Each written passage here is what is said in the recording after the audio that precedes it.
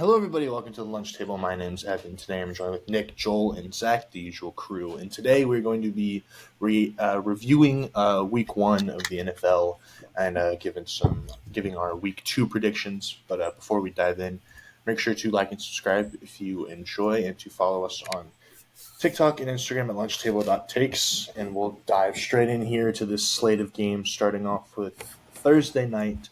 A AFC Championship rematch between the Baltimore Ravens and the Kansas City Chiefs. Kansas City Chiefs won 27-20 off of a touchdown that was called no touchdown because Isaiah Likely did not have his feet in bounds by the slightest of margins. But it was a great game. So who wants to start us off? I'll start it off. It's the game that I expected to live up to the hype. I thought it would be a game full of fireworks. Defensive plays, offense, it came down to the wire. It's what you expected from an AFC Championship rematch between two elite-level teams. Did not expect to see Isaiah Likely pop off like that, but I will say this. Any time in the past where we've seen Mark Andrews go down and Isaiah Likely's been there, Isaiah Likely looks like a tight end one for any other team. And it's not even like I would take Isaiah Likely over a lot of tight ends in this league. Yeah, he's really good. He is really good. Unbelievable in this game. I just think overall this was a fantastic game. You couldn't have asked for a better open to the season game, in my opinion. Yeah, that game, we're going to be looking back at this game like 10 years from now, and it's going to be like, remember when the Chiefs opened their back-to-back Super Bowls against Baltimore? And then it'll just be on like NFL throwbacks. It was an awesome game from start to finish. Xavier Worthy is the X factor that we thought that he could be for the Kansas City Chiefs, and that should everyone should be terrified of Kansas City, but they should be like ultra terrified now that they have a Tyreek Hill clone. And the big thing for me, my biggest takeaway from this game is that the right side of the Ravens' offensive line was atrocious in this game. Like, the first quarter and a half, it was like a 50-50 chance on whether Chris Jones is going to get to Lamar Jackson or not. I think that also attests just to the unreal and it's clear as day. Chris Jones is the top D tackle in the league. Like, I get your debut of this offensive line going against the best D tackle in football is not like the best showing, but after that like quarter and a half, they had to throw like screen passes all game because they had to keep it out of Chris Jones's area. It completely changed the way the Ravens ran their offense. Go ahead, Joel. Can I just piggyback off that?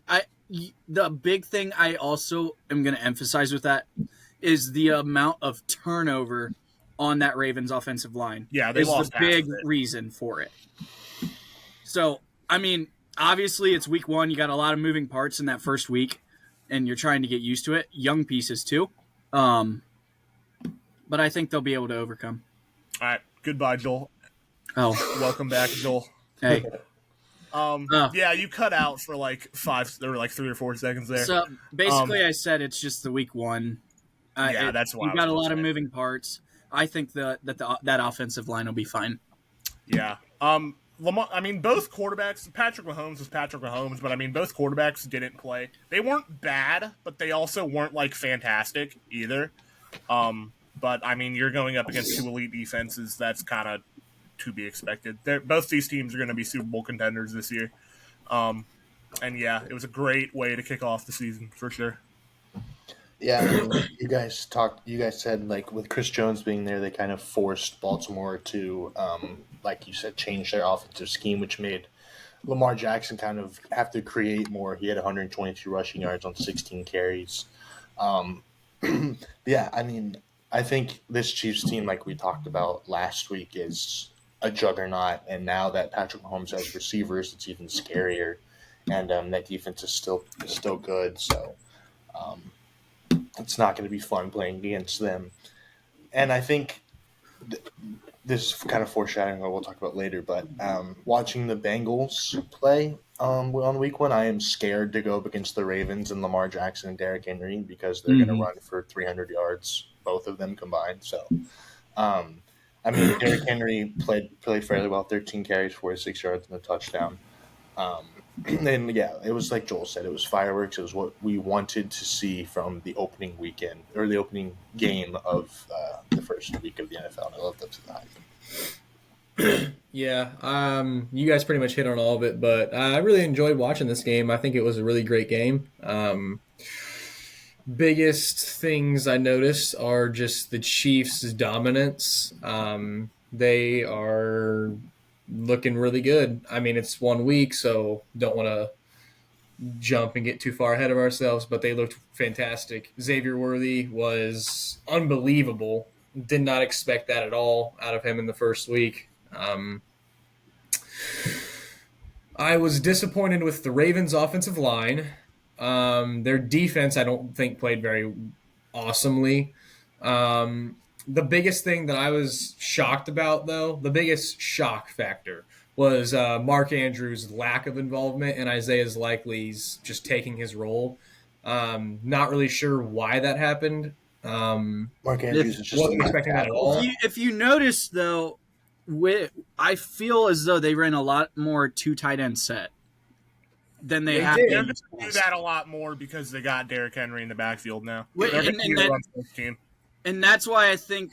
Sorry to interrupt you, Zach, but that's why I think this team is going to be that much scarier because it's actually allowing them to use their weapons more.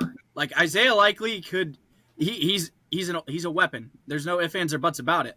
And I'd much rather have him on the field than a guy like a Rashad Bateman or a Nelson Aguilar. Yeah. Yeah. They just used Mark Andrews as a left tackle, basically. Yeah. So I was a little disappointed with that because Mark Andrews has kind of been the head guy for that offense for a while. So, Zach, I don't really feel like there was any. I don't really feel like there's any reason for him to lose that rule. But Zach, can I ask you something? Zach, do you have him in fantasy? I do. So that was disappointing. I have him in Dynasty. But then again, can you name a tight end other than Isaiah Likely this week that really popped off? Yeah, all of the tight ends were trash this week. So Brock Bowers had a decent game. Almost everybody in the fantasy world in general was trash this week. Yeah, Wrongo. There was barely anyone who actually showed up and did anything in the first week here. But yeah, it was tough way to end it for the Ravens. But yeah, I think the biggest takeaway from this game is just the Chiefs' dominance, and they're going to be a really scary team moving forward. Not looking forward to going there next week. It'll be a rough one. All right, let's move to Friday's game in Brazil. Eagles-Packers. The Eagles won 34-29. This was an interesting game. This was a great game. It was a great game, but you would not have expected this to be that interesting of a game with the Eagles' first two drives. Yeah, the field was crap. Field was terrible. Yeah, that was my biggest takeaway from this game. I'm not drawing any major conclusions from either team because the field was unplayably bad. Yeah, it was bad. Players were slipping left and right all game. They could not get footing. I will make one. Man, oh man, that Jordan Love injury is awful. Yeah, that sucks. That definitely blows for him. Yeah, that was. It's not season ending, so that's encouraging. Exactly. But he'll be out for several weeks. But I mean, I think this was a spectacular game. Jordan Love, the Packers with a healthy Jordan Love are deep playoff contenders. I think the Eagles show that they're back. Saquon Barkley was unbelievable. His first touchdown was just ridiculous. That touchdown catch in the corner of the end zone, that was insane. So this was a great game. I figured this would be a pretty explosive game to watch between two really good teams. So, I would say the biggest takeaway from this game is Saquon. I said this going into the season. I said that I think Saquon Barkley could do for the Eagles what McCaffrey did for the Niners. I agree. It's only 1 week in, but I think that take is happening. So that's the biggest takeaway. Eagles dominance, Saquon Barkley's, elevating He's got this an team. offensive line he can run behind finally. Yeah, that is well, terrifying. and the other thing to look at too is the center's performance in place of Jason Kelsey. A little bit of a rough start for him, but I'm sure that he'll pick it up. I'm sure that he'll pick it up and get it going. But Eagles looked really good. I thought Packers really looked pretty good too. I thought this was a pretty good game. There wasn't really a lot of the other team just didn't look too great. They made a couple mistakes, costing the game. I don't know. I think both teams really played pretty well. I think if you throw out those first 2 drives for the Eagles, then I would say so. But those first 2 drives, I was checking it out because I was at a high school football game and everything that night. But when I checked it and I saw fumble and interception to start off the game, I'm like, oh boy. Yeah, it wasn't a great start, but I think overall they played a good game. I think overall, as you got down to it, I would say overall this game had fireworks too, back and forth, scoring left and right. But I think, as Nick alluded to, the conditions of the field, and Evan, you alluded to that too. I think that and Jordan Love's injury are going to just take the cake for this game. For sure, yeah. It was a good game. I'll start with the Packers side of things. Obviously, losing Jordan Love to sprained MCL, I think he's going to be out for 4 to 6 weeks. That's rough. That's going to set them back. Malik Willis is going to be their starter now, so the odds are that's not going to go very well. He is so bad. Yeah, no disrespect to Malik Willis, Liberty legend, but he's not good. He's not a good NFL quarterback at all. Yeah, he was pretty bad. That was rough. But Josh Jacobs played well. He had 16 carries for 84 yards. We talked about this in our season predictions. We all felt that with Josh Jacobs, their offense would become more balanced, and he got 16 carries, which was pretty good. And he did well with those. Averaged 5.3 yards per carry, which is really good. So Josh Jacobs had a good debut. But the biggest headline for the Packers was Jaden Reed. This was kind of his breakout game. He had a rushing touchdown. He had 4 catches for 138 yards and a receiving touchdown. So I said in our season predictions, I said that I believe that Jaden Reed will be their number 1 wide receiver, and he's proven me right, at least this game. He's just so explosive, and all of his plays were big chunk plays, and it really kind of pushed that offense through. He had that one where he caught it, juked out 2 guys, took it to the house, and he had one where he had it, caught it deep, juked out Chauncey Gardner-Johnson, took it to the house. So he was just very explosive, and something that I feel like the Packers were missing last year was kind of that go-to guy, and we'll see. I know it's only week 1, but we'll see if Jaden Reed can really become that go-to guy. And then on the Eagles side of things, Joel alluded to it. Their first 2 drives were awful. 2 turnovers is not a great way to start a game. Jalen Hurts played okay. 2 picks, 2 touchdowns, 278 yards on 20 for 34. Okay game, nothing too crazy. But the biggest headline was Saquon Barkley. I don't know how we allowed the Giants to just let him go to Philly, but that he's going to be lethal there. 24 carries, 109 yards, 2 touchdowns. Zach talked about it. He had that really nice receiving touchdown. He was just all over the field, and we talk about how good that their Eagles running game has been prior years with how good that offensive line is, how good Jalen Hurts is. Now you got Saquon Barkley behind a competent offensive line that's one of the better ones in the league, and immediately pays dividends for him. I would agree with you, Weave. I think he's going to have a type of Christian McCaffrey role where he's going to be one of the main focal points of that offense. And you still have guys like A.J. Brown, Devontae Smith, both had big games. So, me and Nick, didn't we both have the Eagles going pretty far in the playoffs? I had them winning the Super Bowl. Yeah, I did too. So we're big Eagles believers, and if this game is any testament to how their season's going to be, they're going to be a really good team. And I'm force going to to be reckoned with. piggyback off of what you said, Evan. I don't want to go into like a 20-minute rabbit hole on this. I don't think Jalen Hurts played that well. Like No. I think that is a real cause for concern because, like we said, the field was not great or whatnot, whatever.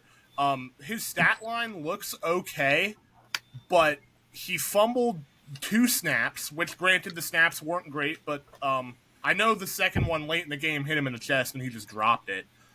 So that was on him, and also the 2 interceptions he threw were They inexcusable. were bad. They were inexcusable. That's not the Turf's fault. The first one early in the game, he was staring down his receiver, and Xavier McKinney read it the entire way. And then the second one, on a chance to put the game away for the Eagles, he rolls to his right and then throws across his body trying to find A.J. Brown when Jair Alexander's draping him the whole time. Yep. And based on how the Eagles finished the year last year, and Jalen Hurts wasn't playing well then, I think that Eagles fans can't just take this game and be like, okay, we beat the Packers on a neutral site, like, we're back. I don't think you can do that at all, because I don't think Jalen Hurts had a particularly great game either. I don't think Jordan Love played particularly well either. I mean, he had 50% completion, threw a pretty bad interception. I think he played better than Jalen Hurts, but I don't think he played, like, flawlessly either, but obviously he's going to miss, like, a month now, so that's water under the bridge now. I just hope for a speedy recovery for Jordan Love, because I think the Packers, like Weaver alluded to, are going to be really dangerous when Jordan Love's healthy. But I'm not making any grand conclusions because the turf was really bad, but Saquon obviously is Saquon. Like, that's a terrifying new dimension for the Eagles offense. Also, the Eagles' pass defense was awful again in this game, but I think we can allude that to the turf. If it happens against Atlanta on Monday, then I think we need to start talking about it. I was going to say you could also allude to, I mean, don't get me wrong, they have some veterans on that, but you also have a lot of young pieces along with that secondary. So it'll take some time for that to adjust. But yeah, those are my main takeaways from this game. I'm glad you highlighted it because, I mean, I didn't think Jalen Hurts looked extremely well, but the throw to Saquon on the reel route was like That was a good throw. That was a great throw. That was a classic very good Jalen throw. Hurts. And then the throw to A.J. Brown, the touchdown was more receiver than quarterback, but Yeah, hit that him in was stride. So, yeah. All right, let's move into the Sunday slate. Let's start off with the Bills-Cardinals. This was a high-scoring game. The Bills won 34-28. Kyler Murray, I feel like with him, you kind of saw kind of the old Kyler Murray that we were accustomed to seeing. Yes, he had some miscues, misfires. He missed Marv for the game-winning touchdown. criminal treatment of wide Marvin Harrison open. Jr. That was unbelievable. Yeah, that Don't was need to bad. talk about it. But he was creating out of the pocket, which is good to see. He had one run where he ran for, like, the play broke down. He ran for about 15 yards, and the receiving wise, like Nick alluded to, they only targeted Marv 3 times, but I think that's just a week 1 outlier. I think he'll be fine. James Conner was pretty involved. He had 16 carries for 50 yards and a touchdown. 3 catches for 33 yards. So he was pretty involved. But I think this Cardinals team is pretty good. A lot of us have them as kind of a little sleeper team, and I thought they played pretty well against the Bills. But on the Bills side of things, I think this is just going to be how the Bills are going to be this year. Like, Josh Allen is going to have to put the entire team on his back for them to win. And I mean, he played phenomenal. 18 for 23, 232 and 2 touchdowns. With 2 touchdowns on the ground, 4 touchdowns total. He looked like Josh Allen, and I mean, he's going to have to put the team on his back because, like, none of his weapons are really anything too crazy. But Keon Coleman had a solid day. Khalil Shakir got a touchdown. James Cook was fairly efficient. He didn't throw the ball to He didn't throw the ball to Dalton Kincaid, which was interesting, but I'm not looking into that. But yeah, I just think Josh Allen played phenomenal. He looks like one of the best quarterbacks in the league, and he's going to have to. That's probably going to be the recipe for the Bills' success this year. It's going to be just kind of backpacking. Let's just be real. On the Cardinals side of this, what was the one aspect of their game that we were worried about? Their defense. Their defense. Their defense was not. This is my I was not as high on the Cardinals as you guys. I had them at 5-12. More realistically, I think they'll go like 7-10 or something. This is my fear with the Cardinals. This was exactly my fear with the Cardinals to a T. No matter how good their offense can be, their defense is going to hold them back. Out after that first quarter, Josh Allen and the Bills did essentially whatever they wanted to on offense the entire game. I mean, you have over 130 yards rushing, and you still and Josh Allen throws for 230 and 2 touchdowns. Yeah, Like that's what I'm talking about. Like that, there was no aspect of the defense that the Cardinals were able to use. We'll get to a team here shortly that was somehow worse than that, but yeah, I know. Yeah, I know. But that's kind of my highlight. I mean, Evan, you did a fantastic job answering it.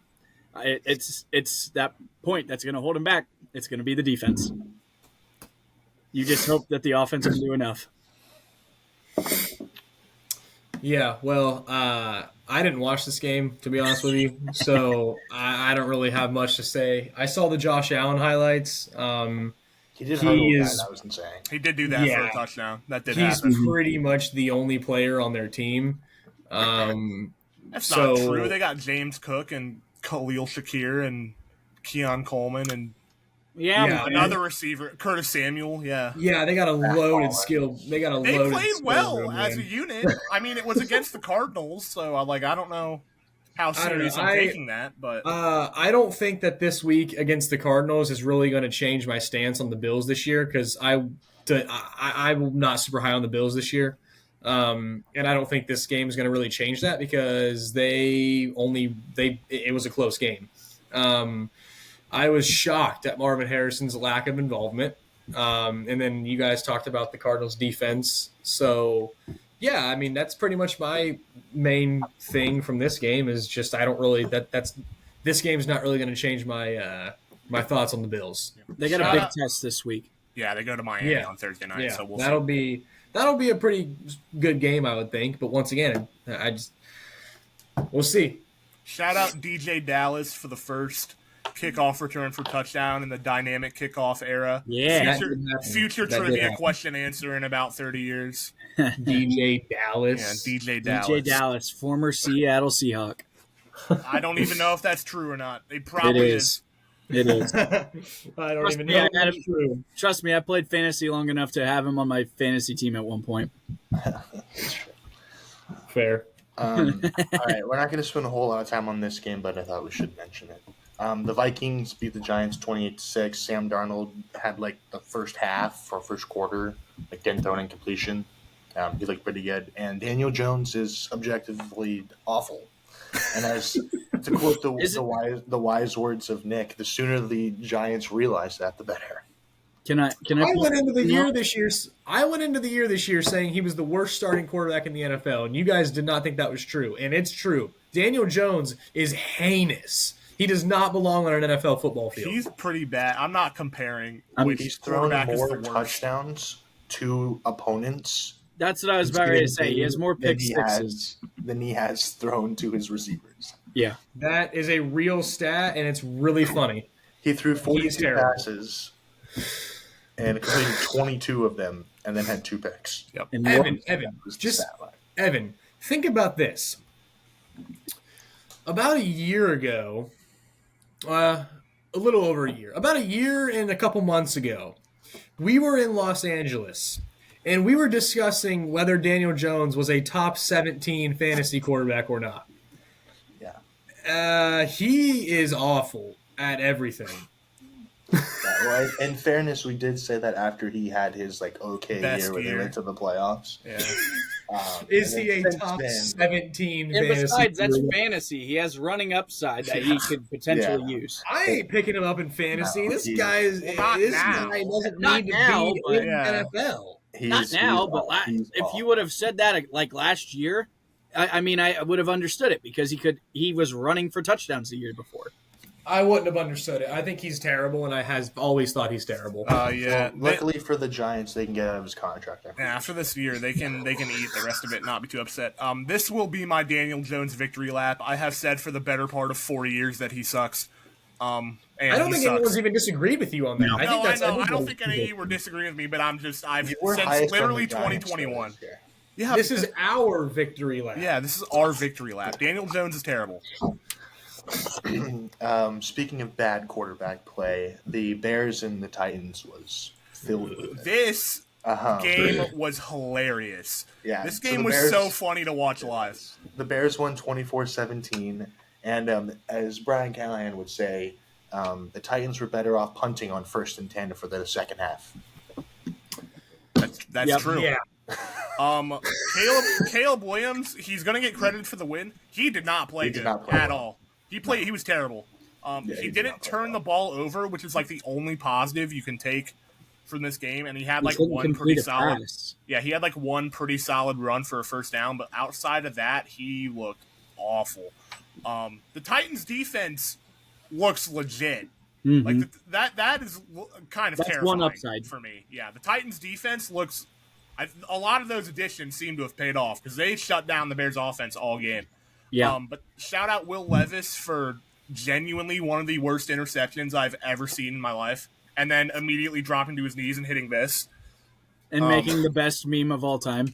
Genuine, one of the Thank you for funniest this, moments you I dude. have seen in sports, like in a long time. It's up there with the Denzel Valentine heat check against the Heat, where he just shoots like a 35-foot shot and he airballs it for no reason That's when they're fun. down 5. That had me. I had to listen to Titans fans try to tell me that Will Levis was better than Anthony Richardson all offseason.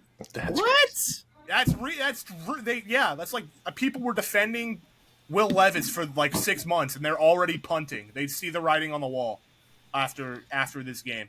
I would never say that in a million years. Well, you have a brain, so I would just like to go into Will Levis's mind when he threw that interception and just see what he was thinking. What he thought, what he Like, was he said. trying to throw the ball away, or was he trying to complete the pass? yeah. Like, when you're on your knees and you shuffle past like 8 yards in double coverage. What do you expect to happen? I That don't know. interception is the most embarrassing thing that has happened to Will Levis in 2024. But the craziest thing It's is, only week 1. Okay. like Nick, you said the Bears, they didn't score an offensive. They didn't touchdown. score an No, they offensive didn't. point.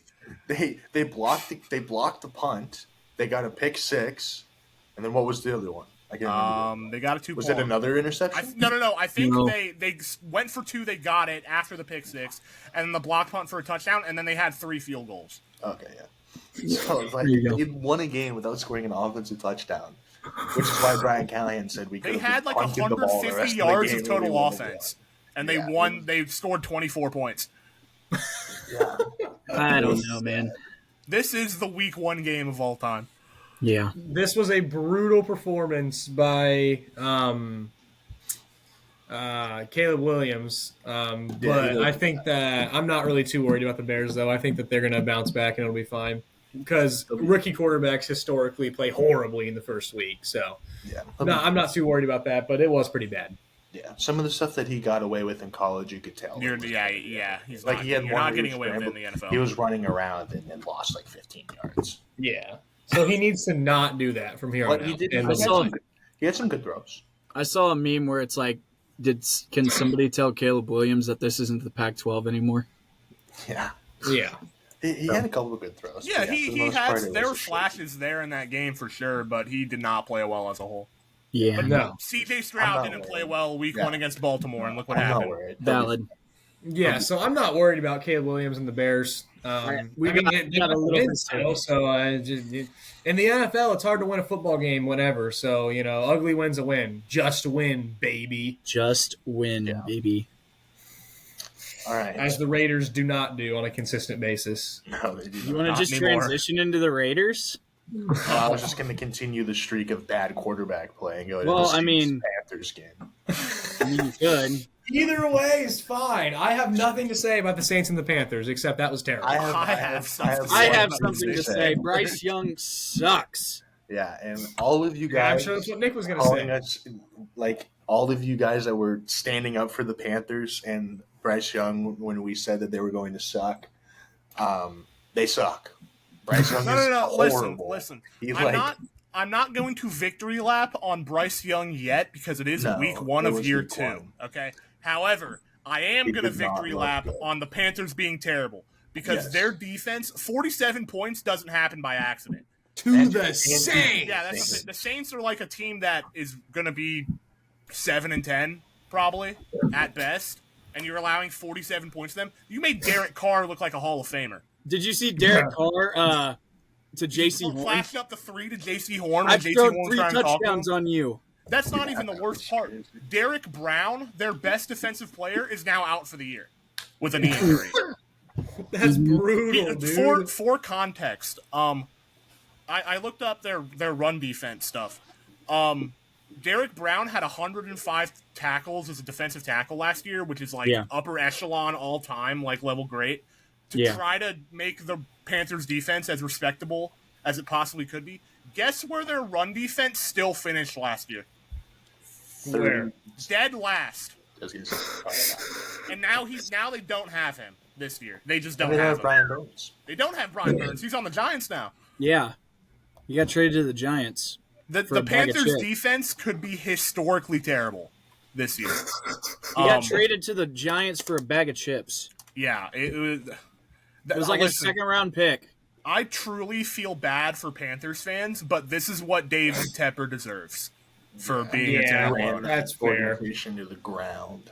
If I was Panthers Giants week whatever it is in Germany is going to be one of see the what I sent funniest you? games of all time. Did you guys see what I sent you?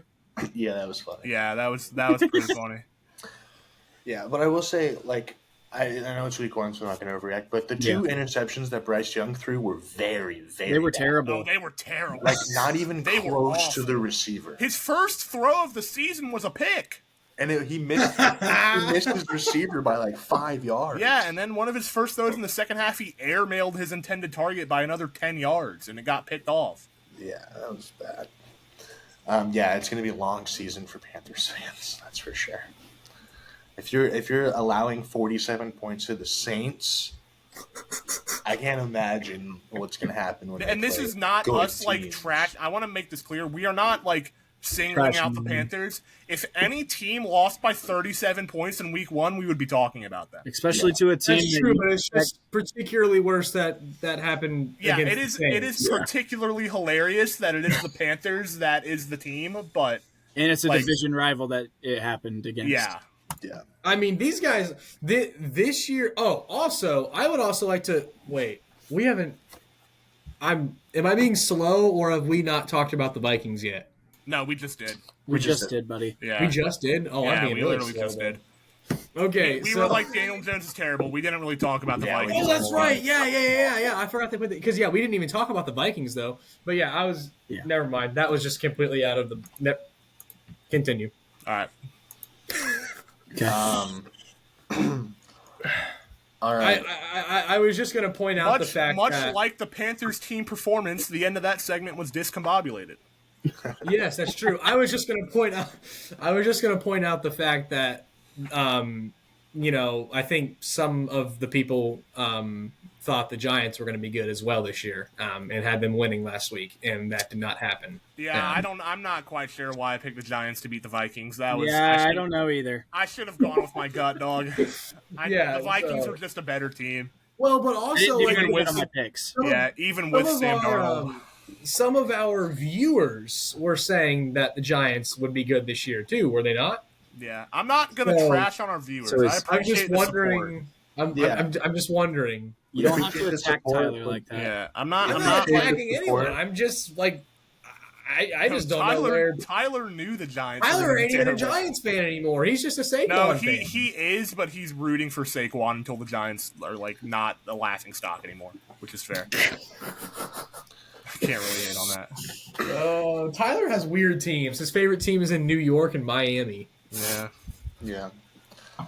All right. Well, let's continue the trend of bad quarterback play and bad football, which is usually how week 1 is. The Steelers won a game without scoring a touchdown. This Classic game. won. Steelers game. That was They No, won. no, Eight- that's exactly what I was going to say. I don't know how Pittsburgh continues to do this. Yeah. They make every single game that they're involved the worst brand of football possibly imagined. They're the Iowa. And then they win. Yeah, it's death. They are the Iowa. It's of the death NFL. by T.J. Watt and Chris Boswell, and there's nothing that like average teams can do about it. It seemed like every other play, T.J. Watt was recovering a fumble or hitting Kirk Cousins or stopping a run. He was a monster. The right tackle might have not even been there. Yeah. Do you think the Kirk Cousins Achilles is still a big factor? Because I genuinely do. He didn't move. He didn't. At all. Yeah, he wasn't. He was stationary in the pocket the whole time. He moved one time. It's week 1. I in mean, his defense, I he understand, had pressure in his but- face most of the time. But yeah, he struggled a little. Yeah, Kirk But on Cousins his did two not play picks, well. on his 2 picks, the pocket collapsed like instantaneously. Yeah. I'm not going to trash on Kirk, Hey, and I'm not really worried I'm not about Kirk. trashing on him. I'm just saying He the got Achilles Kyle was. Pitts a touchdown. That's an achievement. Yeah, shout out to Kyle Pitts for starting the year off with a touchdown. It might be the only one he Finally. gets all season, but we'll see. No, Yeah, Zach. Arthur Smith isn't there anymore, so he'll be fine. It Zach, it didn't wasn't- matter. Did you see the stat line?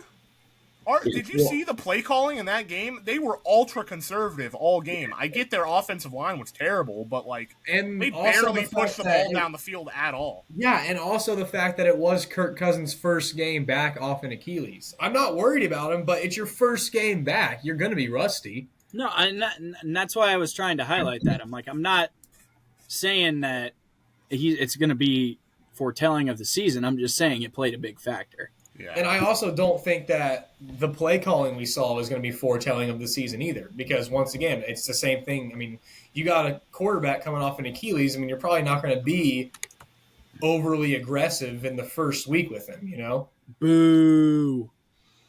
Yeah. On the Steelers side of things, we alluded to it. Sorry. TJ Watt is just an animal. Yep. He had 1 sack, 2 TFLs. He had a strip fumble, fumble recovery. He was just like wrecking every single play like he does. Justin Fields, he got the start because Russell Wilson was hurt, and he played. He played all right. He played all right. 17 There were for a couple of 23 big with boy throws that he made, 56 yards, 57 rushing yards. So, and it's looking like he might be in line to start again this week. They said they're still day to day on Russ, but yeah, I mean he played. He did enough. He didn't do anything flashy, but he didn't do anything to like lose them the game. George Pickens played really well. He looks like a bona fide wide receiver 1. They gave Bijan carries. That was good. That was something that we're not used to. They gave him the ball early and often, which was nice. But Thank yeah, goodness. Kirk Cousins struggled, but I'm not going to overreact because they played against one of the best defensive lines that gave him like a millisecond when he snapped the football. So Yeah. he would snap I the would just ball, like to point out and then you would that- see TJ Watt's face. Yes. I would just like, the main thing that I want to say about this game is I can't stand the Steelers. Yes. I mean, it is. I just They're truly. inevitable. Like they're inevitable. There's nothing we can do. There is probably quite literally only one team in all of sports that I dislike more than the Steelers. And I think you all know what team that is. And honestly, The Ravens. it's close. What? No, it's What? not. I'm The, just it's kidding. Michigan. It's I'm not the ju- Ravens. Yeah. I'm- I mean, the Ravens are I'm just- probably third or fourth. Yeah. I'm just messing. I'm just messing. But no, the Steelers are in a close second, mind you. I just cannot stand this team. Like I would love nothing more than for them to go 0-17 for the foreseeable future. If they I mean, go that 0-17, then they're going to actually start a rebuild and maybe potentially And that be really wouldn't good again. even be enough. I would rather see this team just be disbanded from the NFL. I can't stand these guys. I can't wait for the terrible towels to come out. I No, just think It's just they're the only team in the AFC North that won in Week 1, so they're basically they- winning the Super Bowl. yeah. Yeah. Of course, and of course that would happen. It's While- because while it's the playing- Steelers. While Because playing the worst brand of football possibly there imaginable. there is some sort of Well, can I be honest with you? witchcraft behind what the Steelers are doing in Pittsburgh. I mean, they play Tomlin horrific witchcraft. offensive football. It is unwatchable offensive football. Can I be They really really honest? don't have a lot of talent, except, I mean, George Pickens is, I think, serviceable wide receiver 1. George Pickens a good receiver, but other than that, they don't have a But whole lot. other than him, they have nothing on offense. I mean, I guess Jalen Warren and Najee Harris are average, but they really don't have much on offense. Defensively, they win games off their defense, and it's very frustrating that they win games because they don't play offense, and by some miracle, they are number 1 in the AFC North without scoring. They touchdown. Like, there is some sort of witchcraft or black magic that they do in Pittsburgh. It's very illegal and very immoral. It's very illegal and immoral. It's insane. Can I be brutally honest with you? If you're going to defend them in any way, no, don't even say it. I mean, their offense looked better than. I mean, it wasn't great, but it still looked better than both the Browns and the Bengals. Past. Yeah, it looked better. I don't know if I would say that. They didn't score a point.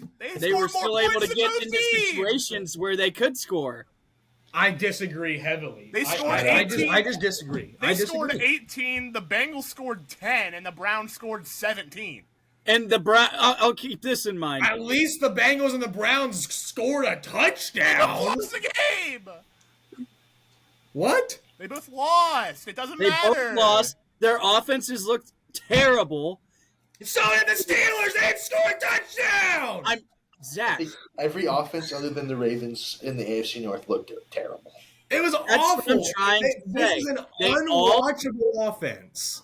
All 3 offenses looked terrible. The difference, the Steelers were able to get their offense at times into situations where they were able to score points. Whether that's field goals, they were able to get a little bit. The Browns and the Bengals were atrocious on offense. They were awful. Shout out Chris Boswell. I Shout stopped out Chris listening Boswell. because I highly disagree with everything you're He saying. had like Okay, 4 whatever. 50-plus I mean, yard kicks. I will stand by that. This is an I'm- unwatchable offense. I cannot believe I'm defending the Steelers right now, but the Steelers have a 1 in the win column, and the rest of the division has a 1 in the loss column, and that's really and all that trust me, matters. it's not in the because NFL. they're offense. I just think every time the Steelers win a game like this, I just think of that meme where it's like, they can't keep getting I was away about with ready to it. say that earlier. It's like, I don't know how they keep doing this. Well, should we transition into the Bengals' performance? You may as well, because I Yeah, mean, you might Before as we well. begin, me and We've talked about this at length on our Around the Jungle channel, so you should go check out that video if you want to see our in-depth. We talked for about like a half hour. So me and Weave aren't going to say a whole lot, but Nick and Joel, I know you guys have some thoughts. So you guys take the I mean, Nick, I'm going to keep mine pretty short and simple here. The offense looked terrible. I'm worried about the defense, and Evan alluded to that, especially in the run. I'm terrified. Especially when you get to a team like the Ravens, for example, that's just going to run it down your throat. Along with that, you let Ramondre Stevenson tear you to pieces. Ramondre Stevenson is a Yeah, respectable he running might back. have- I know he's bounce back respectable. season, yeah. I know he's respectable. Don't get me He was wrong. really good in 2022, but He For him wasn't. to He have wasn't very good 25 last year. carries and 120 yards is you can't. no, you can't allow that. You can't allow Well, I think the 120 biggest yards. is Jacoby Brissett had 32 rushing yards. He was extending plays like he's like a mobile quarterback. The fact that you're getting, like that shouldn't have even been a game. It shouldn't have. Like, I think it tells to one, also the Patriots defense, and how they've, been They just built lost on. Matt Judon. I know. I don't. They don't have Christian They Barmore. lost their second best defensive player like 2 weeks ago. I know, but you still hold the Bengals to 10 points. Now, keep in mind, Keep in mind, this was a Bengals offense that resembled a junior high football team. So I'm not going to give the Patriots really any flowers for no, this. I'm not giving. I'm just saying. I mean, like you won the game. You held the Bengals to 10 points. I mean, This game not a whole lot of was teams can hold a team to 10 points. In my opinion, Especially this the Bengals. game was 100% on the Bengals, and not any of it was the Patriots. I'm not. The Bengals 100% lost this game at their own hand. I don't think the Patriots did anything to win that game. Okay, I'm done talking about this. Nick, your turn. Good. All right. Outside perspective. Embarrassing, inexcusable, laughable. All that applies to the Bengals in this game. There's no excuses this time around. Last year, I get Joe Burrow missed a lot of the training, missed a lot of the offseason with a calf injury. You're going on the road against an elite round defense. You play like crap. Okay?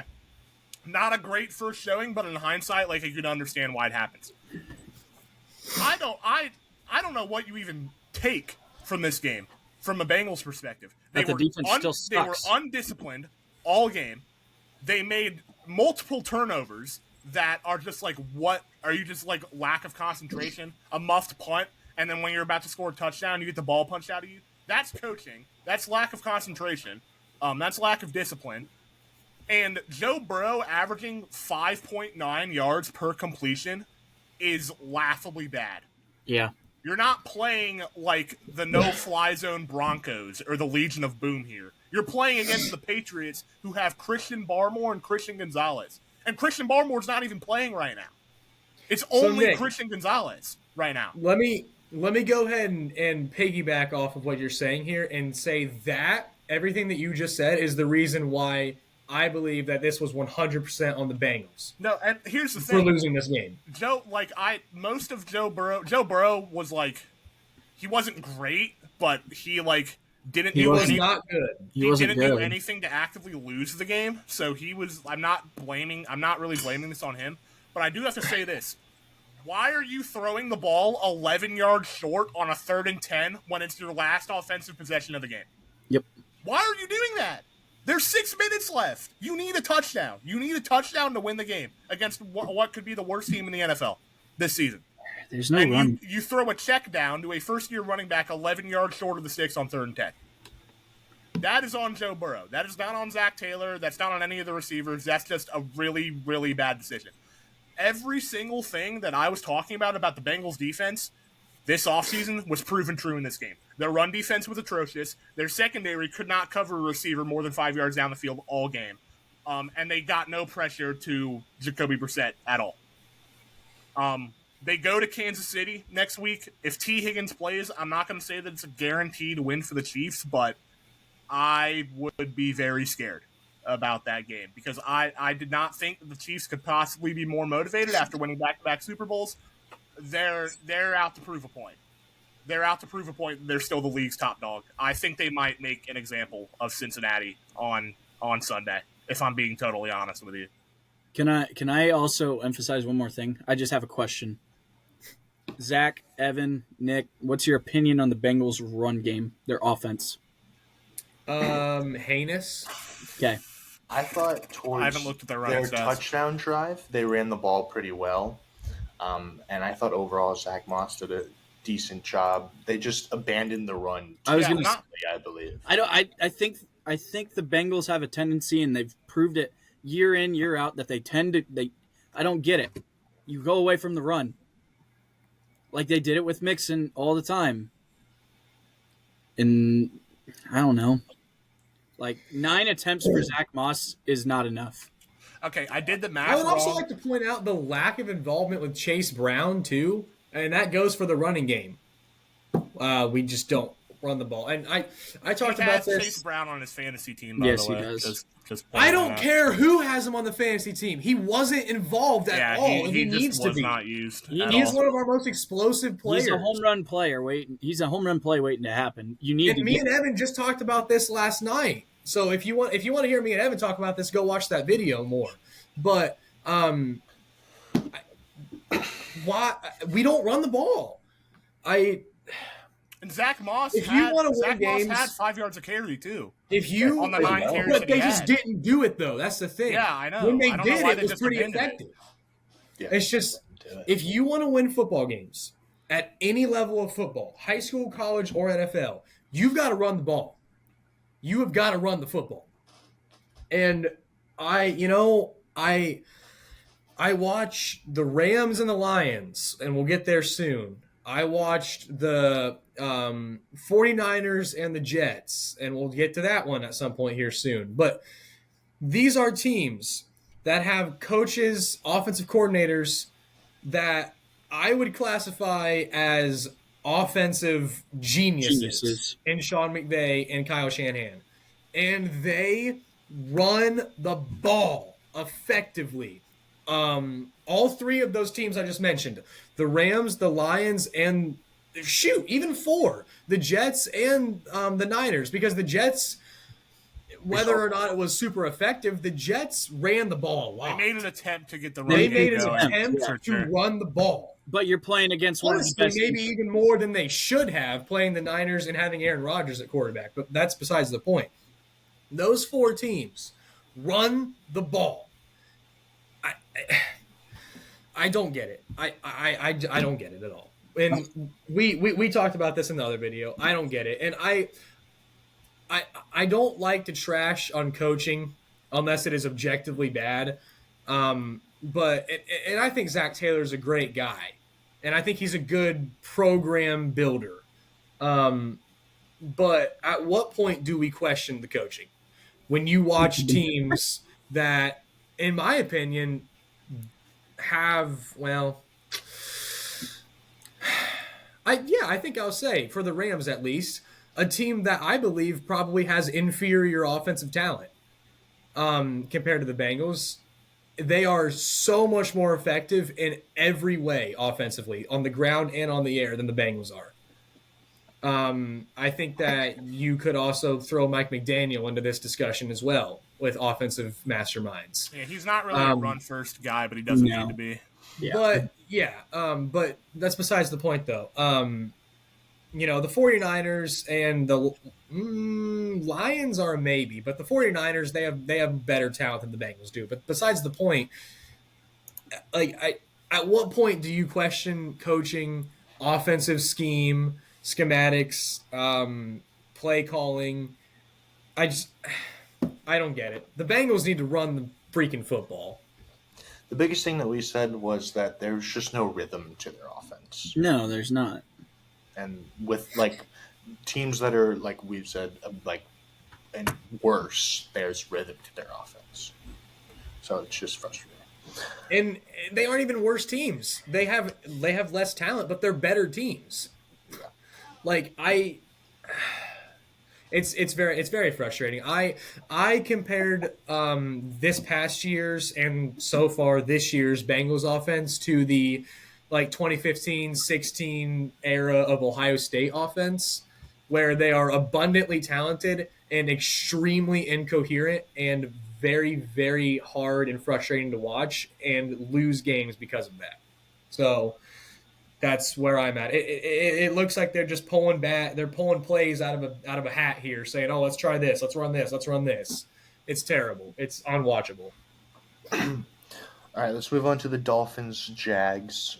The Dolphins won 20-17. Shout out Tyreek Hill for putting up 130 yards and a touchdown after getting arrested. He had an eventful day.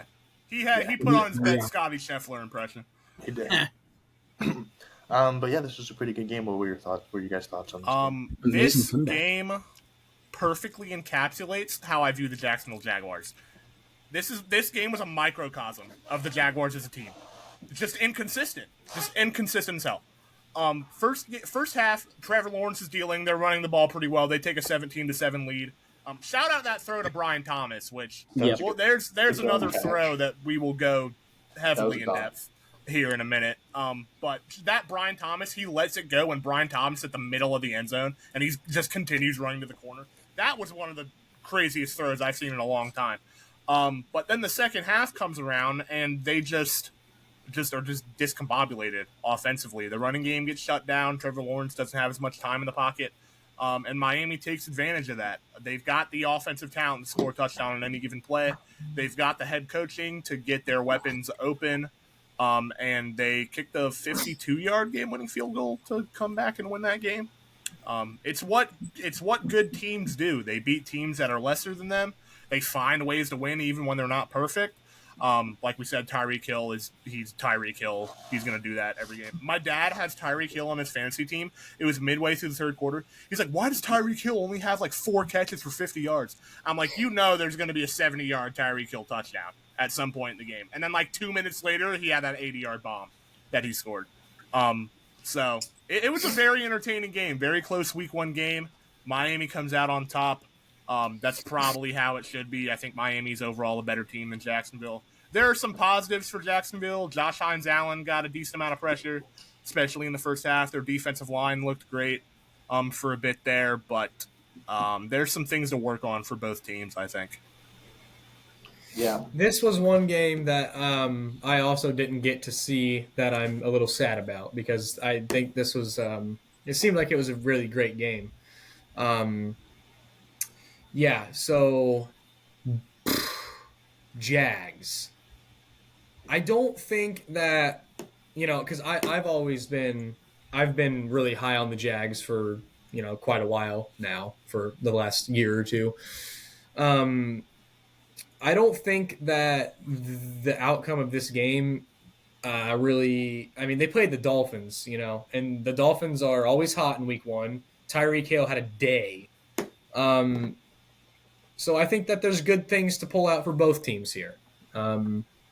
It'll be interesting to see if Trevor Lawrence can build upon this, though, because I don't think he was phenomenal. He only went 12 of 21 for 162 and a touchdown. Like, he didn't have an elite day. No, so I'm interested to see if they can kind of get Trevor Lawrence going again and get him back on the train that he was on 2 years ago, that he should have continued to be on last year. That'll be an interesting piece, and how they can continue with Travis Etienne after a great year last year. Brian Thomas getting his lone touchdown pass was a little surprising to me, honestly. But I think Brian Thomas is a really good athlete and I think he's a good receiver. So he might have a bigger season than maybe we thought. I would still view Christian Kirk as their one, probably. But yeah, I think there's good things to pull out of the bag for both teams here. But yeah, Tyreek Hill's doing Tyreek Hill things already. So shout out Jalen Waddle for 5 and 109 too. He had a day as well. Yeah, Jalen Waddle had a really good game too. So this Dolphins skill room is just gross. But honestly, that's not new news. No. I'll highlight one more piece on that Jaguars offense that I feel is not getting enough love, and that was Tank Bigsby. Tank Bigsby looked really good. Him and Etienne split carries. Yeah. Pretty even. Or it was 12-12. Bigsby looked solid. He had, 6 yards a carry, I think? Yes, around there. 12 for 73 yards. Yeah, so 6.1 yards a carry, yeah. Yeah. And, that was surprising to me, because I feel like last year we were like, oh, look out for Tank Bigsby. He could be a good backup, and he just didn't get a whole lot of touches. I feel also that it's a testament to the Dolphins just, with all the chaos surrounding the whole Tyreek Hill situation, that you're able to bounce back after the adversity. You start out slow, and you end up coming back, and you end up winning that game. I feel like we say it every year. It's just a matter of, oh, man, can they put it together and make it a full season? That's their issue. It really is, because they start out hot and fast every year and fizzle out. So now, that's on them too, honestly. I was going to say, because they drew a rough card for the playoffs last year. But that's their own fault. They collapsed the division. That's their own fault because they just lost a lot of games at the end of the season. So yeah. Also, shout out Devon Achane for having 7 receptions, which was tied for most on the team. Didn't he? He had a rushing touchdown too, right? Yeah, he and Mostert did not practice today. Yeah, I was gonna say both of those guys were out this week. They play on Thursday. Yeah. Yeah, they both did not practice today. Interesting. Building the worst quarterback possible. Just Daniel Jones. It's literally just a picture of Daniel Jones. Real. All right, let's move on to one of the better games of the week. Texans Colts, Nick. Texans won 29-27, and this was a great game. I'm going to let you go off on on this. I told this you all one, that Nick. this was going to be arguably the game of the week, and you all were like, yeah, sure, we'll watch it, we'll pay attention to it. This will be the last time, this season will be the last time that Anthony Richardson and CJ Stroud are not playing on prime time at least once a season. Like, this QB duel is going to be something to watch for the next, hopefully, decade if Anthony Richardson can have long-term success. I'll start with Indianapolis. This is a roller coaster. This game was a roller coaster, just like this whole season is going to be. There are very high highs and there are very low lows. I'll start positively. Anthony Richardson is a freak of nature. Mm-hmm. He is out of this world athletic. He's got out of this world strength. That throw to Alec Pierce is genuinely one of the best throws I've ever seen on a football field in my life. Like that, I think, and that's saying something considering your love for Patrick Mahomes. Your Mahomes is odd romantic love for him. I mean this in the most respectful way possible. I don't like odd romantic love is insane. I just don't like hide his greatness, like the rest of you do. But here's the thing: Patrick Mahomes. This is not like disrespect to Patrick Mahomes. Patrick Mahomes is not making that throw. You know, Joe Burrow's not making that throw. Lamar Jackson's not making that throw. The only other quarterback that's making that throw is Josh Allen. Slips on the turf, gets back up, sets his feet, can't step into the throw because he's got two rushers in his face, contorts his hips, 65 air yard bomb to Alec Pierce in double coverage on the second drive of the season. Former UC football player. Shout out Bearcats. UC legend, Alec Pierce. Colts legend just for that one game. He also caught another 50-yard bomb late in the game. He had a day. Yeah. I've seen a lot of things, or not a lot, but I saw this one thing that said he was one of the most advised waiver wire pickups this week, and I'm just I don't know about that. I mean, he had a heck of a game. He's a deep threat machine, dude. He is. He just needed a quarterback to get him the football. It's so. I know, but you just got Josh Allen playing though, Yeah. Did Anthony Richardson play perfect? No. He had a red zone interception. He had sub 50% completion percentage. But you can coach accuracy. You can't coach natural God-gifted talent. And Anthony Richardson is one of the most athletic quarterbacks we've ever seen. Once he learns how to hit those intermediate throws more consistently, it is going to be a problem for the rest of the NFL. Also, the Colts offensive line, particularly in pass protection, was bless you. That was not a sneeze. I started laughing at something. I thought you sneezed. My bad. But the Colts O-line, especially in pass protection, played pretty solid. Considering you got Daniil Hunter on one side and Will Anderson on the other, they gave up a couple sacks, but you got two of the best edge rushers in the league on opposite sides of each other, so that's to be expected. On to the negatives.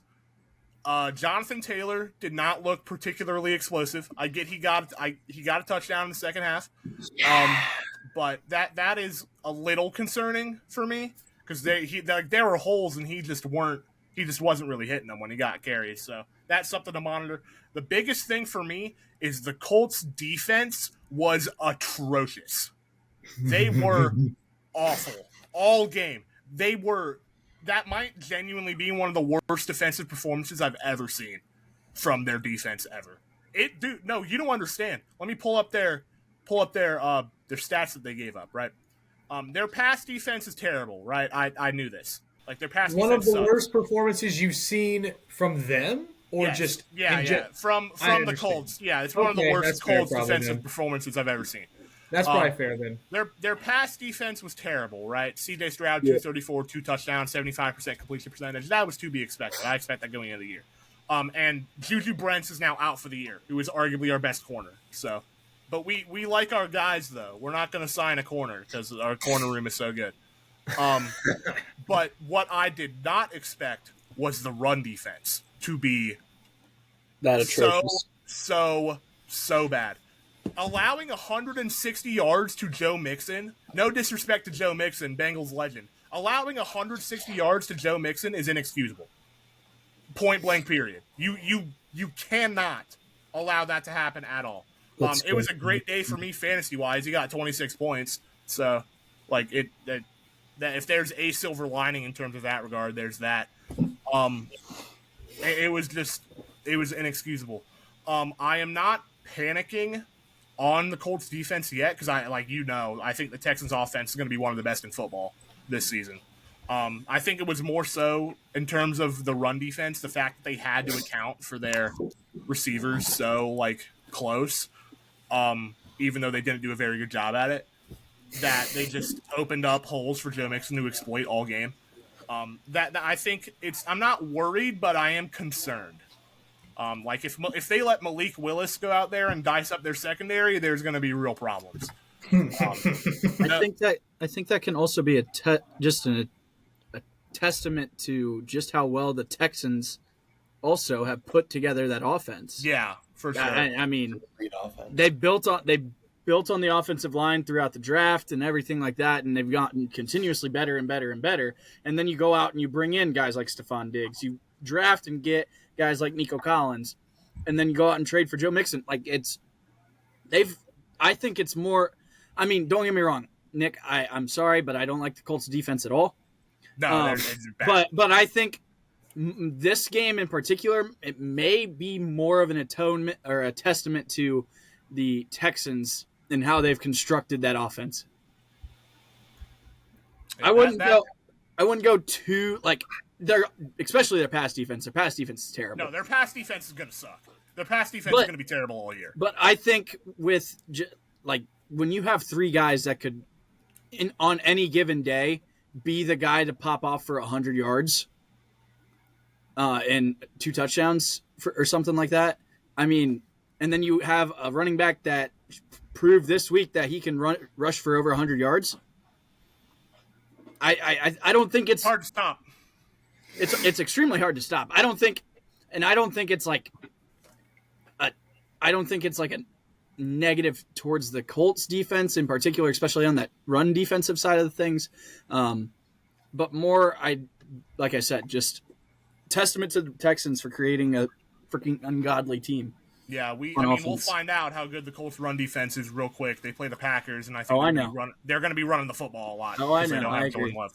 Yeah. Going on the Texans side of things, CJ Stroud is a different beast, dude. He is unbelievable. There were genuinely about 4 throws that are Hall of Fame level good in that game. There was the obviously the hold on. No, I didn't talk about that. There was a bomb in the first half to Nico Collins that he caught in double coverage. There was a throw in a tight window in double coverage towards the boundary of the sideline that he lasered in there. And then there was the third and 11 completion to Nico Collins where he's blanketed by Jalen Jones and he fits it into a 1.5 foot wide window so that Nico Collins can get a knee down. That was Hall of Fame level. And then there was a 3rd and 14 play. I watched this live. There was a 3rd and 14 late in the third quarter. If any decent pass defense gets off the field here, right? The Colts get pressure in his face. DeForest Buckner and one other person, they're chasing him down. He's rolling to his right. He's rolling. He gets to the boundary of the sideline. He sees either Stephon Diggs or Nico Collins slightly drift to the middle of the field, contorts his entire body, and fires a perfect strike to him. Wide open to convert the first down. That is Aaron Rodgers levels of just how do you even stop that? There's not a whole lot you can do. Great quarterbacks make those throws. Average quarterbacks do not. If he was Gardner Minshew, that's a pick six. But he's not Gardner Minshew. He's C.J. Stroud. No disrespect to Gardner Minshew. And I mean the Texans are they're going to be a juggernaut, man. I get the Colts defense isn't great, but that offense is so balanced. It's so explosive. You got to account for every impact player at all times. They've got a good head coach in DeMeco Ryans. This Houston team is going to be scary this year. Yeah. And for the foreseeable future. Yeah. You pretty much said it all. Yeah. Yep.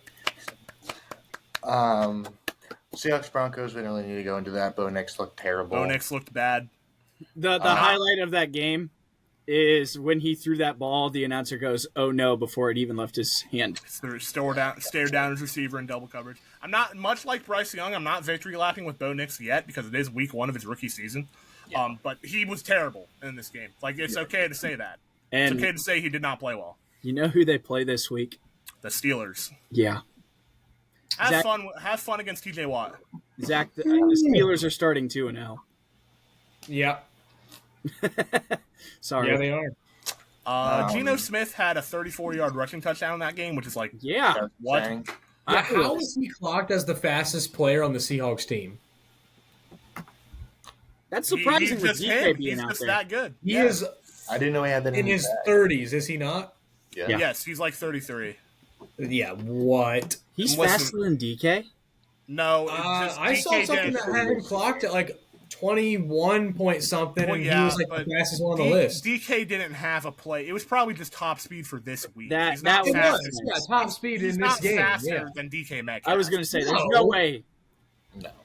No, it was just the top speed in that game. Kenneth Walker Which had is still over. impressive. He's 30 something. Yeah, Yeah, that Kenneth makes Walker sense. had over 100 yards rushing and a touchdown. So Yeah, no. Kenneth Shout out Walker him. is now hurt though. is he Abdomen. actually? Abdomen. Yes, abdomen. I did not know that.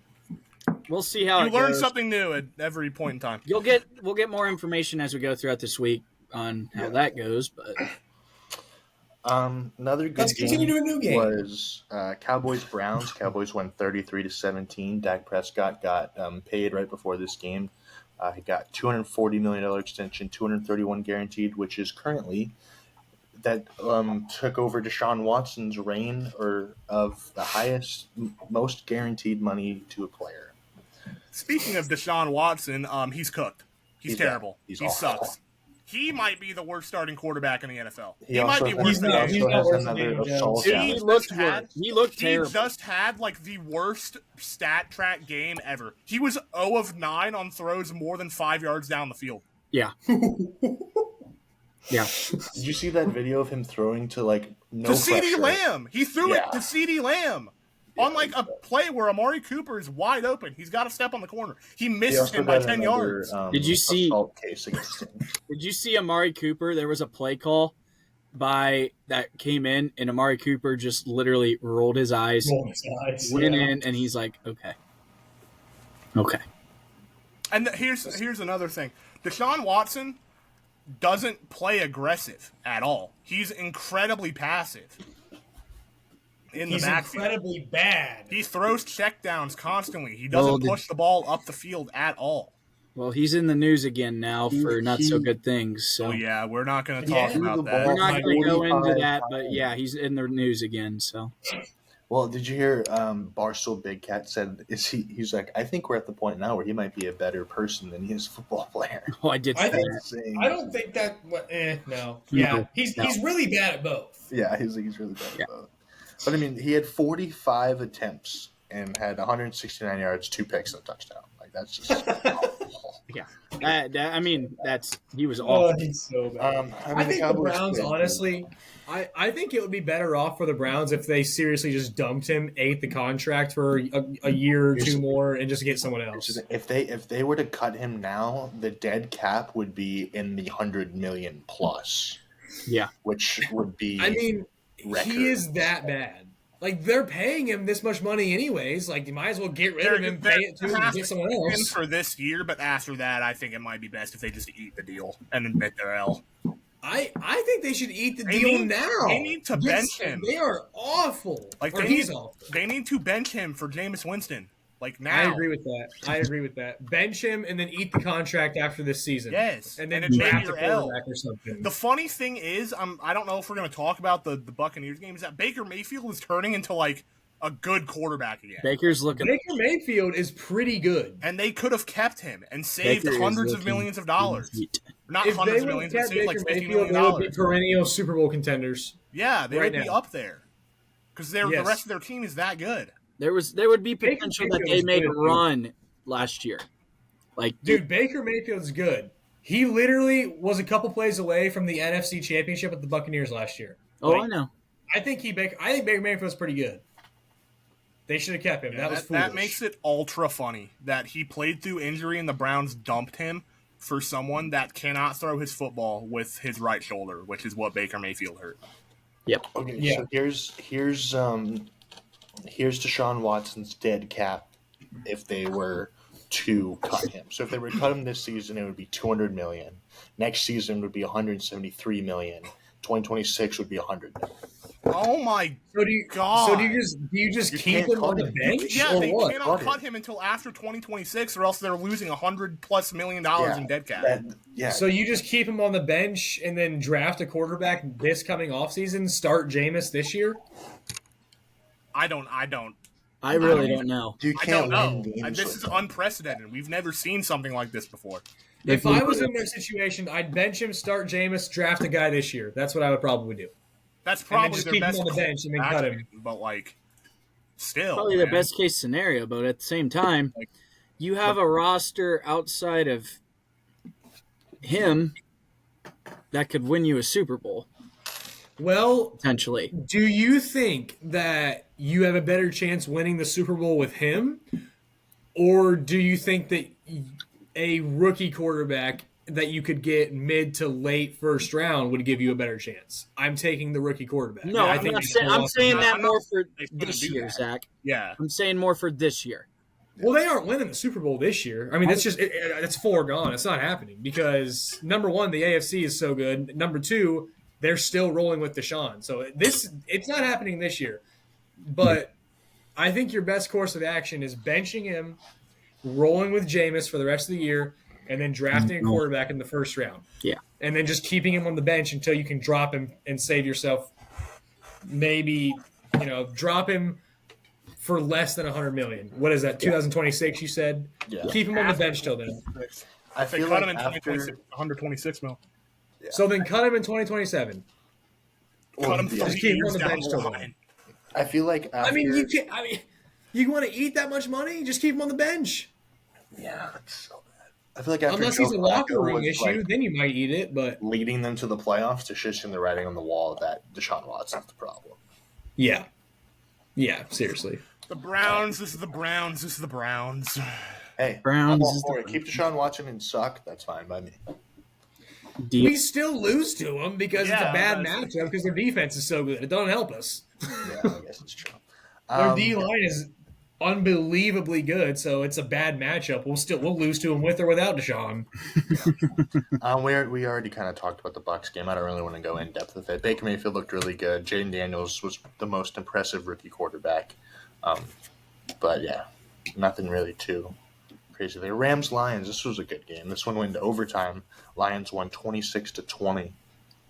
This was a great game. Yeah, it was. Nakua is gonna miss like probably 2 months though with a PCL sprain. Which He's on IR. He's on IR. He's right missing now. Yeah. minimum 4 games, probably And longer. Cooper Kupp is back. He's gonna have to be.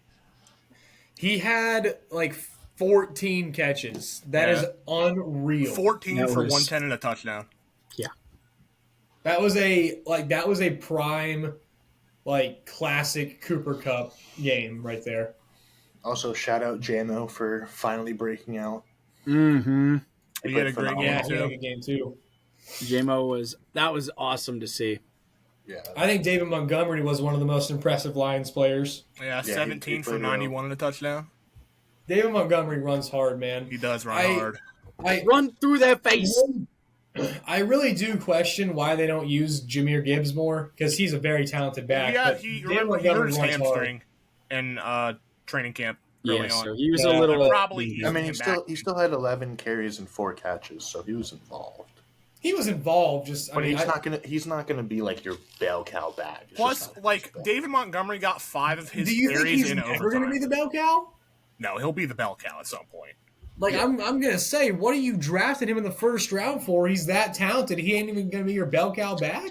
I'm not questioning what the Lions are doing. They made an NFC title game last year, and they're. Well, he was the Top bell three cow team back of the towards year the end of the year last year. He'll be fine. Listen, I think they know what they're doing. I'm not like going to question But what they have they're doing they right have the Rams numbers. They keep beating them. now. Yeah, Yeah. Matthew Stafford, eat your heart Very out. winnable games for the Rams. Yeah, I mean the Rams Um, are pretty good.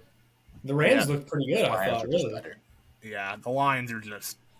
This was a very impressive win for the Lions. When you go out and it's a tough game, you don't play perfect, but you're playing a team that's pretty close to your level. You go out, you find a way to win. regardless. You win the coin toss and you run the ball down their throat in Yes. overtime. Yeah, that was You insane tell that them they- exactly what you're going to do, and they cannot stop it. That is the sign of an elite football team right there. That's what I wish the Bengals would do. Well, the Bengals don't have the best Prime O-line, example, right? so it's kind of hard. They don't really have Prime any- example. All right, last game of the Week 1 slate, 49ers Jets, Monday Night Football. Can I say 49ers something won with this one? 32-19. Yeah, go ahead. Who needs CMC when you have Jordan Mason? Good Yeah. night. He went I think I'd rather have CMC, but No, I agree. I would rather have CMC, but Jordan Mason tonight or last night was 28 carries. yeah, good game. that on any team would be like, oh my gosh. Well, he'd be the RB1 on a lot of other teams. I mean, and I didn't. Did you? I want you guys to be brutally honest with me. Did you think Jordan Mason, RB1, on any other team, a lot of other teams, heading into last night? No, I had no Well, idea who Jordan Mason was. I never even heard of him until last Yeah. night. until like- last night. Like that was a legendary performance. Yeah, The the only- final I mean- score. The only thing is that was probably like a one-time thing. Well, there's I don't know, man. there's We'll uncertainty right now that CMC even plays this week. Why rush him? Why rush him back? Gotta If go he's got a get guy Jordan that's Mason running on for the waivers 140 real yards. quick. He's got Achilles I mean- tendonitis, so it's. I mean, do you risk You it? can't. Yeah. With a team that has the expectation of San Francisco, you can't rush him back because you're going to need him later. Yeah, I mean that's probably true. It's just I don't really foresee Jordan Mason being like a breakout guy for the year. Did we? I Did kinda we foresee this. Puka Nacua being a breakout guy for the year? No, but Puka Nacua had a clear role. Jordan Mason is only doing this so McCaffrey comes back. I mean, yeah. I'm not saying that you're like wrong. Yeah. But So like We'll when see. McCaffrey comes back, no other running back sees the field. yeah, Unfortunately, but Elijah Mitchell just lost his job. yeah, So- for sure. yeah. Did he get The cut? final score No, he's on did injured not. list again. The final score did not indicate how much of a No. domination this was from San No. Francisco's perspective. Exactly. They doubled the Jets' yard count in this game. Like after the Jets' second drive of the game where they had a Brees Hall touchdown, Garrett Wilson got involved. It was all 49ers Mm-hmm. from then on. San Francisco's not going anywhere this year. They're going to be Super Bowl contenders once again. When are they not? Yeah, I mean, as long as they have Kyle Shanahan and that type of roster, they're going to be right there. they're And Aaron Rodgers made it through again. Already better than last year. And honestly, for Jets fans, that's a positive. Yep. He didn't play great, but for a guy coming off an Achilles tear, he definitely could have played worse against San Francisco's defense. Yeah, for sure. That throw I to think Allen that- Lazard was pretty I solid. think that it's a win that he was out there and he left healthy. And he did not look terrible. What'd you guys think of the role that? I mean, this we're getting more and more accustomed to it. But how'd you actually? No, I want to piggyback. I'm going to backtrack. How do you think you Brandon Ayuk looked? Some good, some bad. I think the explosiveness was still there. Drop, didn't he? Yeah, that touchdown drop, that was put in a bucket from Brock Purdy. I think you That saw ball that was he didn't perfect. play most of the preseason. Yeah. That drop was inexcusable. Other than that, I mean, I feel like it was a typical Brandon Ayuk game. Okay. Open sometimes, open not sometimes. The Niners lean on their run game, Yeah. you know. Like I didn't really see him being like a takeover guy, but I never saw that anyways, to be honest with you. Yeah, Yeah, I feel like like- once he gets more into football shape, he will be better. Yeah, I mean you could tell that he didn't play in the preseason. Yeah, he Yeah. did not have a great game yesterday at all. All right, shall we get into some Week 2 predictions? Yes. Probably. Yes. All right, starting off with Thursday night, Bills at Dolphins. Thinking Give me the Dolphins on this one. Okay. Dolphins for Zach. What else you guys got? This if Devon Achane and is Mostert hurt too? Yeah, they're Yeah, both. They no, both they're did both not hurt. practice today. I don't know, man. If they both are not good to go, I might be leaning Buffalo in I this still game. trust Tua, Tyreek, and Jalen Waddle.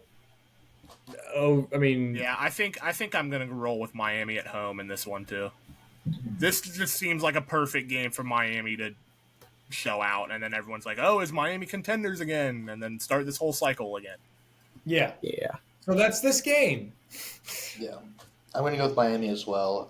If A-Chain and Mostert plays, it'll be a little bit easier. But I think Miami's offense is very explosive, and the Bills, their defense just has been decimated last year. So. I think similar to Nick, if Achan and Mostert both don't play, I think I lean the Bills, but I think I'm going to just stick with Miami. I had Miami down. I'm going to stick with them. I think one of those two will be playing. Yeah, hopefully. And I'll put our current prediction record in here. I checked mine. I'm not doing too hot.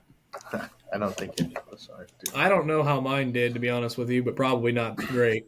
I mean, we all picked the Bengals, so Which was a reasonable Yeah, pick. that smart It was people reasonable. picked the Bengals to win that game, so I'm not. Trust me, I'm in a pick'em 90% league. of the- I'm in a Survivor Pick'em league, and the amount of people that took the Bengals over the Patriots was I think it was unbelievable. over 65% of like the Survivor polls were Bengals. I Freaking however, did not choose that game. That's good. Good for you. I You chose dodged the the bullet, Seahawks. dog. I did Yeah. the Seahawks. All right, moving into Sunday, Raiders, Ravens. Ravens should be fairly easy. Ravens across the board. Yeah. Yep. Antonio Pierce, questionable coaching decision. We didn't really talk about that game, but 4th and 1 decision where you decide to punt in Chargers territory. What are you doing? I'm taking the Ravens in this game. They're going to bounce back pretty heavily. Browns, Jags. Browns. You know, the Browns and the AFC North owned the Jags and the South for the most part last year, but I'm going to take the Jags here. I think that Trevor Lawrence, and I still got faith in him and ETN and those guys. So I think that they're going to keep themselves out of that 0-2 hole. It is in Jacksonville, so I'm going to go with the Jaguars in this game. I think if it was in Cleveland, I'd ride with Cleveland, but it's not in Cleveland, so. I'm going to go with the Jags. I don't trust Deshaun Watson, and I think David Njoku got hurt, so he's questionable. And the Jags didn't look too bad last week, so they looked all right. Jets, Titans. Hold on. What, didn't you give your pick? No, Oh, you said Browns. I didn't. Oh, I thought you said Browns. My bad. But I am going to be different and pick the Browns. There you go. We're not giving the Jags easy wins this week. You got to earn it. There we Fair enough. go. Jets, Titans. Jets. Jets. Yeah, the Jets should win fairly easily. I don't know if they're going to win fairly easily. That Titans defense looked really good. It did. Last Their week. offense looks terrible. Yeah, Yeah, I but am, they have and no the offense. Jets defense is also really good. So I think I am going to pick the Jets in a lower scoring affair. I think that Aaron Rodgers will make enough plays to come out on top. 49ers, Vikings. 49ers. Niners. Yeah. Niners, baby. That one's not hard. Chargers, Panthers. Chargers. Chargers. It's got to be the Chargers. Chargers. Uno. There was like half a second where I was like, do the Panthers like have a chance? No, And I was like, there's not even a shot in the There's no slightest. way. Seahawks, Patriots.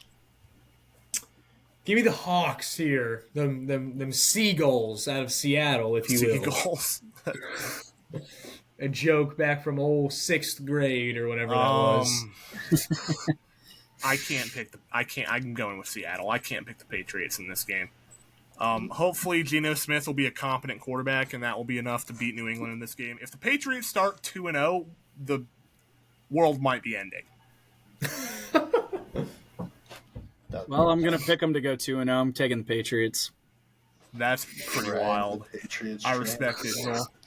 I'm going Seahawks. They looked pretty good last week against the bad Broncos team, and It's week 2, Nick. We're going to have some fun.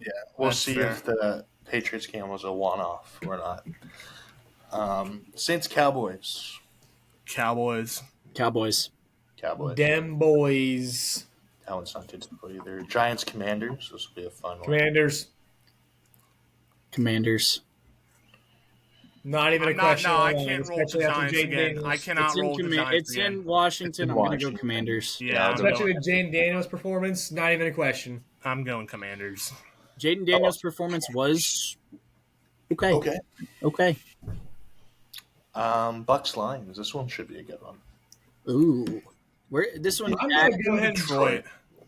Detroit. I'm gonna go ahead and give my 2 cents on this one.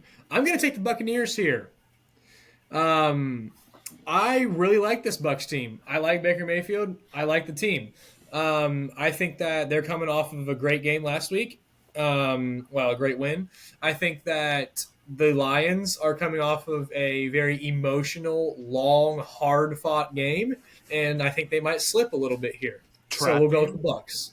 Nice. A trap game per se. I could see where you're coming from, but I'm going to pick the Lions in this game. I think they're too balanced of a team, and they've improved in areas that they were weak in last year. I'm gonna So go I just want to be different. I I'm think gonna Dan go the Campbell Lions has them in this one dialed in. too. I'm going to go Lions. Jared Goff always plays better in the dome, and he always plays pretty well at home. But I think it's going to be a really good game. The Bucks, they played really well last week, so I think it's going to be a close game. So that one should be a good one. Colts Packers. No Jordan Love. If the Packers had Jordan Love, I would probably be leaning Green Bay. Yep. But because they are starting Malik Willis, I'm going to take Indianapolis in this Yeah. game. I will also be taking the Colts for that exact same reason. Me I too. will also Colts. be taking the Colts. All All four right, well, Colts. thanks. We're 0-2 now. Awesome, guys. Rams. Don't worry, so are the Rams Bengals. at Cardinals. Rams, Cardinals. Rams, Cardinals. I'm going to be – this is going to be the one where I'm different. I'm going to go with Arizona in this game. So this is your trap game. This is I my gotcha. trap game for the Panthers. Or not the Panthers. Panthers don't have a trap game. They are not a trap. Yeah, They are a bye week. that's real. But Give me the Rams here. Listen, I think I'm going to take the Cardinals in this game. I don't like the Rams secondary a whole lot. Their defensive line played okay yesterday, but I think that Marv will get more involved. I think James Conner will have a good game. I think the Cardinals will win a divisional round, and the Rams will be 0-2 after this game.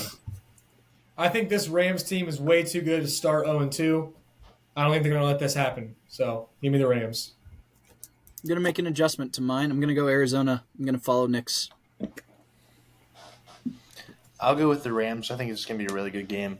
But I think that offense is pretty good, and I think, like we talked about, the Cardinals' defense being really bad, I think Cooper Kupp's just going to torch that defense. Even without Puka Nacua, they'll be okay. All right.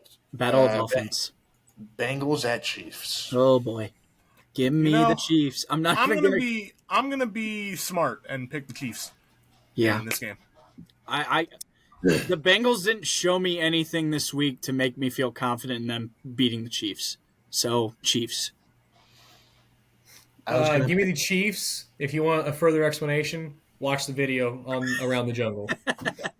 I was going to pick the Chiefs regardless of last week. But Yeah, I mean, me too. due to this past week, I am definitely picking the Chiefs. Yeah, I would have to agree with you on that, Evan. Especially it being an era. And I think, personally, I think that the Bengals are so bad that even though all four of us just took the Chiefs, they will still lose. I agree. Also, I don't think T. Higgins is going to play. No, I don't either. It does not look like he's going to. So, And Jamar Chase still doesn't have a contract, so Well, he played last week, so I think he's going to be all good. He's going to play. It's just Steelers Broncos. Steelers. yep, the worst team in the NFL is 2-0 now. Yeah, I go Steelers. Nick. Nah, I got to go with the Steelers in this game. It's going to be like 12-7 Pittsburgh, It's gonna be a probably. bad But game. All right, Sunday night Bears Texans. I think this game is going to be a better game than what the eye looks at right now. I think Caleb Williams might kind of start to take a turn here, but I'm definitely taking the Texans because this Texans team is egregiously good, and Caleb Williams is still a rookie, and the Bears squad is still getting things figured out. But I think it'll be a solid competition. I initially thought this game was in Chicago, Yeah. It is not in Chicago, so It's in I Houston. will be changing my pick to the Texans in this game. I think I think it'll actually be a close game. I think the Bears defense is pretty good. They showed that last week. I think they'll make it more difficult for C.J. Stroud than the Colts defense did. But I think C.J. Stroud is too good of a quarterback to be kept down forever. So I'm going to take Houston in this game. I'm going to take Houston as well. I'm also taking Houston. All right, last game of the week, Monday night, Falcons at Eagles. This is a good game. I think this will be a pretty solid game. Solid but game. I'm gonna Game. take Eagles. You know what? I think too many people are just penciling this in as an Eagles win. I think the Falcons go on the road and shock Philadelphia on Monday Night Football. They ruin Jason Kelsey's coming back party because he's on ESPN now. And it's Monday night. They're covering that game. I'm nervous. I'm nervous about the whole Kirk Cousins Achilles. I think it's still going to be a hindrance in this game too. I think it's too early. I'm going to go with the Eagles. Yeah, I mean, if we consider the Eagles' performance last week and compare it to the Falcons' performance last week, I think you're going to go with the Eagles here. I think it'll be a good game, though. I'm going to go with the Eagles as well. I think Saquon Barkley's going to have another big night because that Falcons run defense isn't anything to write home about. But hopefully the Falcons play a little bit better than they did last week, so we shall see. But yeah, that's going to wrap it up for this episode. Hope you all enjoyed. If you did, make sure to like and subscribe, and we will see you guys next week. Peace.